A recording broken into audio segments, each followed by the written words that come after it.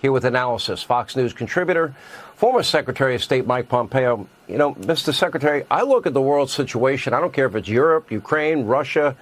I look at this new axis of evil, China, Russia, Iran, as probably the biggest threat since the Cold War. And I think they're more emboldened than ever just based on their actions. What do you see? Sean, first of all, Happy New Year. I think your analysis is exactly right. What we saw happen on October 7th, what we saw happen in Afghanistan, where 13 Americans killed, the Chinese spy balloon, these things are all connected by dictators, authoritarian regimes that do not fear the United States of America, that President Biden has allowed such an accelerated rate of decay of our deterrence that we had built up in the 4 years that President Trump and I were serving, has really done the American people a disservice. And it is dangerous. It's dangerous not only for the Israelis and for folks in the Middle East, but it's dangerous for folks here in the United States of America as well. A wide open southern border and a North Korean leader, a Chinese leader, a Russian leader who don't think that the United States will stand up and defend its most sacred values is a place that is a very dangerous country here at home as well. So when President Xi just recently spoke in the last week or so about reunification with Taiwan, that to me, he said it before, but this time it feels more real. Feels more real to me because if in fact that is his geopolitical ambition, or it's going to happen while Biden's president. That means he has at least, they have in their mind about a year to get it done. I predict that's probably going to happen.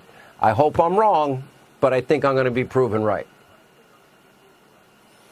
Sean, I hope you're wrong, too. And it's not an independent variable. We have the capacity to deter Xi Jinping, to demonstrate our resolve, to show that just as we'll provide all the ammunition, weapons, missiles that the Israelis need to defend their homeland, just as we should be providing what the Ukrainians have asked for to defend their homeland from the invasion by Vladimir Putin, we need to make clear that we're not going to allow Xi Jinping to steal our property here at home.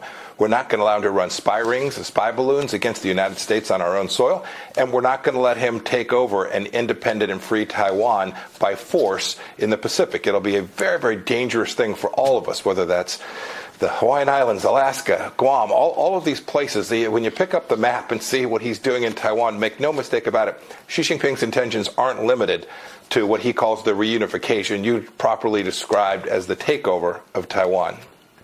What do you make of the advancement of the Iranian nuclear program, and they're sending a warship to basically seemingly help out the Houthi rebels, and they've been using those rebels to fight a proxy war against Saudi Arabia. And the Houthi rebels are firing missiles into Israel also. So that's another front in the Israeli conflict. Is that not a bold move by the Iranians to send that warship there? Sean, remember the history of this administration and the Obama administration with Iran. They have emboldened the Iranian regime. They've provided them $6 billion in exchange for 6 American hostages. There are now more Americans held by the Iranians after that than there were before we released that $6 billion. No, this is all Iranian-driven. The Israelis have at least a 3-front, maybe as many as a 5-front war underway today. It's not something that's in the future or might happen if there's an escalation.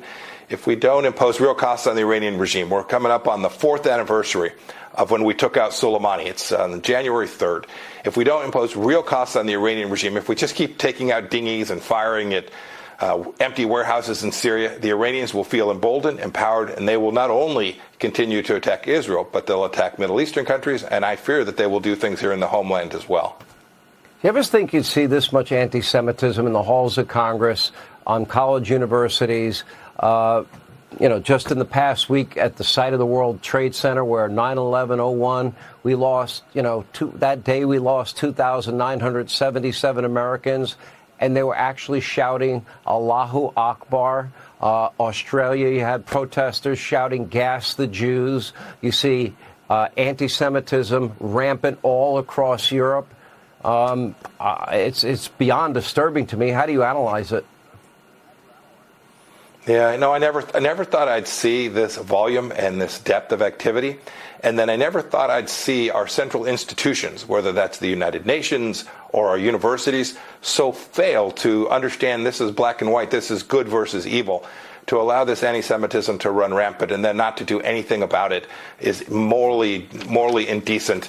And I never thought I'd see that, Sean. I regret it. I hope that America can find its way back. I'm confident that we will, but it's going to take real American leadership, not just from presidents of the United States, but from each of us all across the country, making clear this is just unacceptable.